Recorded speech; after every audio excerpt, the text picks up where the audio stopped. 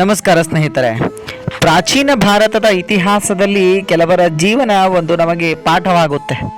ಐಶ್ವರ್ಯ, ಸೌಂದರ್ಯ, ಖ್ಯಾತಿಯ ಶಿಖರವನ್ನು ತಲುಪಿದರೂ ಕೂಡ ಮನಃಶಾಂತಿ ಹುಡುಕಾಟದಲ್ಲಿ ಹೊಸ ದಾರಿಯನ್ನು ಕಂಡುಕೊಳ್ಳುತ್ತಾರೆ, ಅದೇ ಆಯ್ಕೆ ಮಾಡಿಕೊಳ್ಳುತ್ತಾರೆ.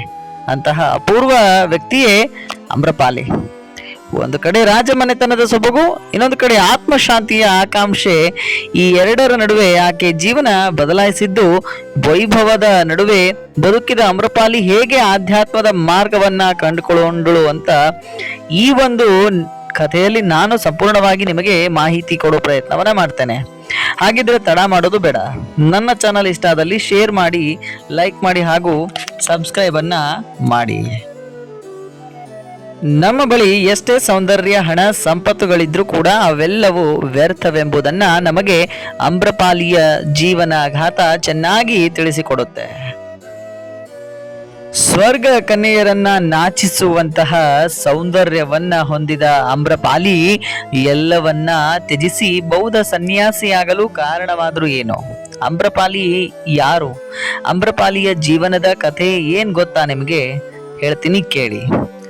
ಸ್ತುರದ್ರೂಪ ಸುಂದರಿಯಾಗಿದ್ರೂ ಕೂಡ ತನ್ನ ಸೌಂದರ್ಯಕ್ಕಿಂತಲೂ ಆಧ್ಯಾತ್ಮವೇ ಮುಖ್ಯವೆಂದು ಆಧ್ಯಾತ್ಮದತ್ತ ಮುಖ ಮಾಡಿ ನಿಂತಹ ಸ್ತ್ರೀ ಅವಳು. ಗೌತಮ ಬುದ್ಧನ ಅಂತಿಮ ಪ್ರಯಾಣದ ಸಮಯದಲ್ಲಿ ಬುದ್ಧನು ಆಕೆಯಿಂದ ಭಿಕ್ಷೆಯನ್ನ ಸ್ವೀಕಾರ ಮಾಡ್ತಾರೆ. ಆಕೆ ಅಮ್ರಪಾಲಿ.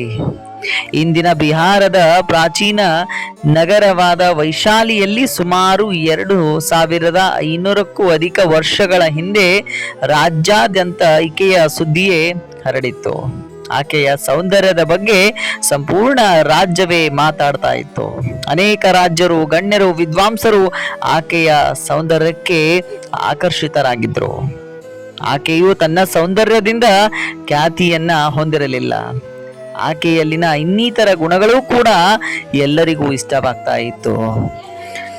ಅಮ್ರಪಾಲಿ ಅನೇಕ ಕಥೆಗಳು ಹೇಳುವಂತೆಯೇ ವೈಶಾಲಿ ನಗರದ ಒಂದು ಮಾವಿನ ತೋಪಿನಲ್ಲಿ ಶಿಶುವಾಗಿ ಸಿಕ್ಕಂತಹ ಸ್ತ್ರೀ. ಈ ಕಾರಣದಿಂದ ಅವಳನ್ನ ಅಮ್ರಪಾಲಿ ಅಂತ ಕರೀತಾರೆ. ಅಮ್ರಪಾಲಿ ಅಂದ್ರೆ ಮಾವಿನ ಮರದೊಂದಿಗೆ ಸಂಪರ್ಕವನ್ನ ಹೊಂದಿದವಳು ಅಂತ ಅರ್ಥ ಕೂಡ ಇದೆ. ಅವಳು ಯಾವಾಗ್ಲೂ ತನ್ನ ದಿನದ ಹೆಚ್ಚಿನ ಸಮಯವನ್ನ ಮಾವಿನ ತೋಪಿನಲ್ಲಿ ಕಳೀತಾ ಇದ್ಲು.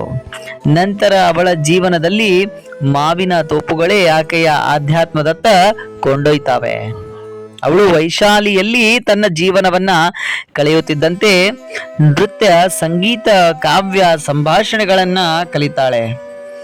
ಅದರಲ್ಲಿ ಪರಿಣಿತಿಯನ್ನ ಕೂಡ ಪರೀತಾಳೆ. ಆ ಕಾಲದಲ್ಲಿ ಈ ಎಲ್ಲಾ ಕಲೆಗಳನ್ನ ಹೊಂದಿರುವಂತಹ ರಾಜ್ಯ ಮತ್ತು ಗಣ್ಯ ವಲಯಗಳ ಗೌರವವನ್ನ ನೀಡಲಾಗುತ್ತೆ. ಆಕೆ ಕೇವಲ ಸೌಂದರ್ಯದಲ್ಲಿ ಮಾತ್ರವಲ್ಲದೆ ಬುದ್ಧಿವಂತಿಕೆಯಲ್ಲೂ ಕೂಡ ಇತರರನ್ನ ಆಕರ್ಷಿಸ್ತಾ ಇದ್ಲು. ಅವಳ ಖ್ಯಾತಿ ಹರಡುತ್ತಿದ್ದಂತೆ ವೈಶಾಲಿಯ ನಾಯಕರು ಅಸಾಮಾನ್ಯ ನಿರ್ಧಾರವನ್ನ ತೆಗೆದುಕೊಳ್ಳುತ್ತಾರೆ. ಅವರು ಅಮ್ರಪಾಲಿಯನ್ನ ನಗರವಧು ಅಂತ ಘೋಷಿಸ್ತಾರೆ. ಅಂದ್ರೆ ನಗರದ ಅಧಿಕೃತ ವೇಶ್ಯೆಯಾಗಿ ಅವಳನ್ನ ಮಾಡ್ತಾರೆ. ಸ್ನೇಹಿತರೆ, ಎಷ್ಟು ರೋಚಕವಾಗಿ ಅವಳ ಜೀವನವಿದೆ ನೋಡಬಹುದು ನೀವು. ಪ್ರಾಚೀನ ಕಾಲದಲ್ಲಿ ನಗರ ವಧುವಿನ ಸ್ಥಾನ ಮಹತ್ತರವಾಗಿತ್ತು.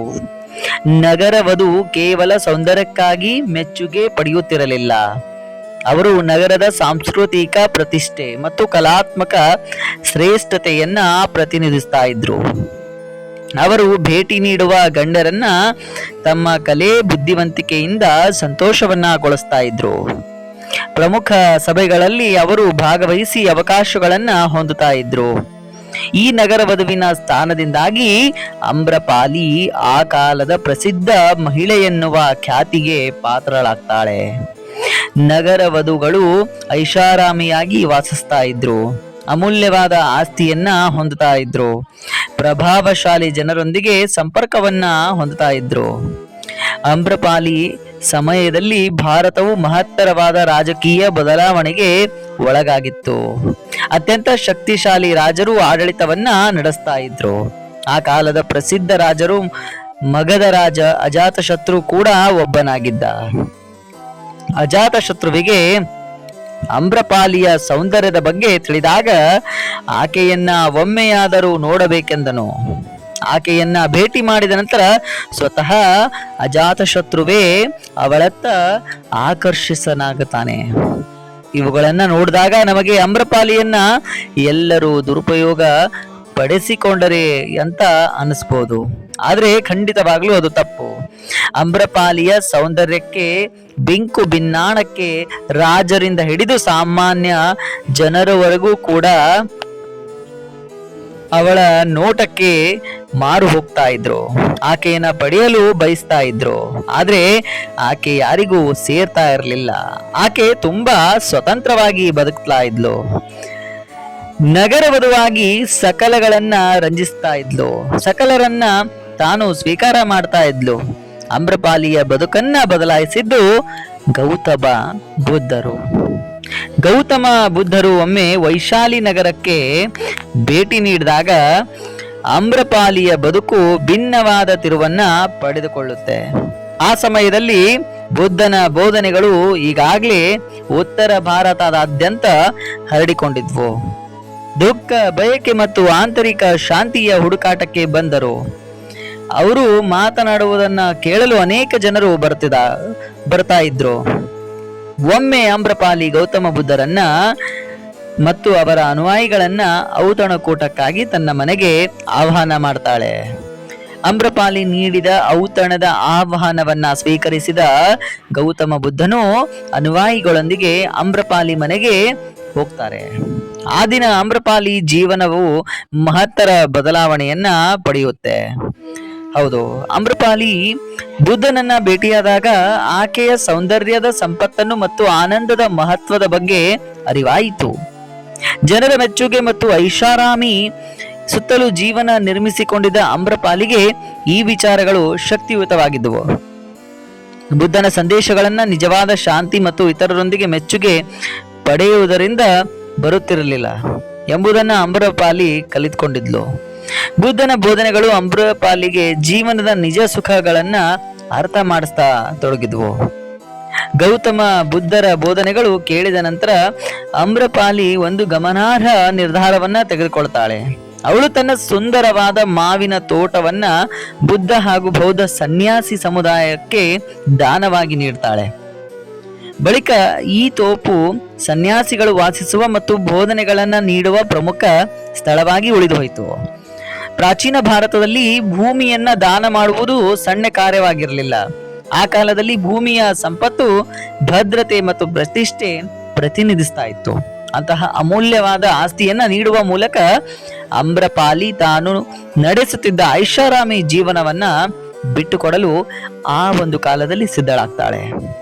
ಅಮ್ರಪಾಲಿಯು ತನ್ನೆಲ್ಲಾ ಐಷಾರಾಮಿ ಜೀವನವನ್ನ ತೊರೆದು ವೈಶಾಲಿಯ ಪ್ರಸಿದ್ಧ ನಗರ ವಧುವಾಗದೆ ಶತಮಾನಗಳಾದ್ಯಂತ ಲಕ್ಷಾಂತರ ಜನರ ಮೇಲೆ ಪ್ರಭಾವ ಬೀರುವ ಆಧ್ಯಾತ್ಮಿಕ ಚಳುವಳಿ ಬೆಂಬಲಿತಳಾಗ್ತಾಳೆ. ಒಂದು ರೀತಿಯ ಬೌದ್ಧರ ಅಥವಾ ಬುದ್ಧರ ಅನುಯಾಯಿಯಾಗಿ ಉಳಿತಾಳೆ. ಅಮ್ರಪಾಲಿ ಕೊನೆಗೆ ಅಂತಿಮವಾಗಿ ತನ್ನ ಐಷಾರಾಮಿ ಜೀವನವನ್ನ ತ್ಯಜಿಸಿ ಬೌದ್ಧ ಮಾರ್ಗವನ್ನ ಸ್ವೀಕಾರ ಮಾಡ್ತಾಳೆ. ಸ್ನೇಹಿತರೆ, ಅಮ್ರಪಾಲಿಯ ಜೀವನ ನಮಗೆ ಒಂದು ಮಹತ್ವವಾದಂತಹ ಸತ್ಯವನ್ನ ಹೇಳುತ್ತದೆ. ಬಾಹ್ಯ ಸೌಖ್ಯಗಳು ಎಷ್ಟೇ ಇದ್ರೂ ಕೂಡ ಮನಃಶಾಂತಿ ಇಲ್ಲದಿದ್ದರೆ ಜೀವನ ಅಪೂರ್ಣವೇ. ನಿಜವಾದ ಸಂತೋಷವು ವೈಭವದಲ್ಲಿ ಅಲ್ಲ, ಆತ್ಮಜ್ಞಾನದಲ್ಲಿ ಇದೆ. ಒಂದು ರೀತಿಯ ನಗರ ವಧುವಾಗಿ ಬದುಕಿದಂತಹ ಅಮ್ರಪಾಲಿಯು ಕೊನೆಗೆ ಸತ್ಸಂಗದ ಪರಿವರ್ತನೆಯಿಂದ ಒಳ್ಳೆಯ ಜ್ಞಾನವನ್ನ ಪಡೆದು ಆಕೆ ತ್ಯಾಗ ಮತ್ತು ಪರಿವರ್ತನೆ ನಮಗೆ ಪ್ರೇರಣೆಯಾಗುತ್ತೆ. ಯಾವ ಪರಿಸ್ಥಿತಿಯಲ್ಲಿದ್ರೂ ಕೂಡ ಜೀವನವನ್ನೇ ಬದಲಾಯಿಸುವ ಶಕ್ತಿ ನಮ್ಮಲ್ಲಿದೆ. ಒಳ್ಳೆಯ ಮಾರ್ಗದರ್ಶನ ಮತ್ತು ಸತ್ಸಂಗವು ನಮಗೆ ಜೀವನವನ್ನ ಸಂಪೂರ್ಣವಾಗಿ ರೂಪಿಸುತ್ತೆ. ಅಮ್ರಪಾಲಿಯ ಕಥೆ ಕೇವಲ ಇತಿಹಾಸವಾಗಲಿಲ್ಲ, ಅದು ನಮ್ಮ ಬದುಕಿಗೆ ದಾರಿ ತೋರಿಸುವ ದೀಪವಾಗಿದೆ ಅಂತ ಹೇಳ್ತಾ ಮುಂದಿನ ವಿಡಿಯೋದಲ್ಲಿ ಮತ್ತೆ ಸಿಗೋಣ. ಧನ್ಯವಾದಗಳು.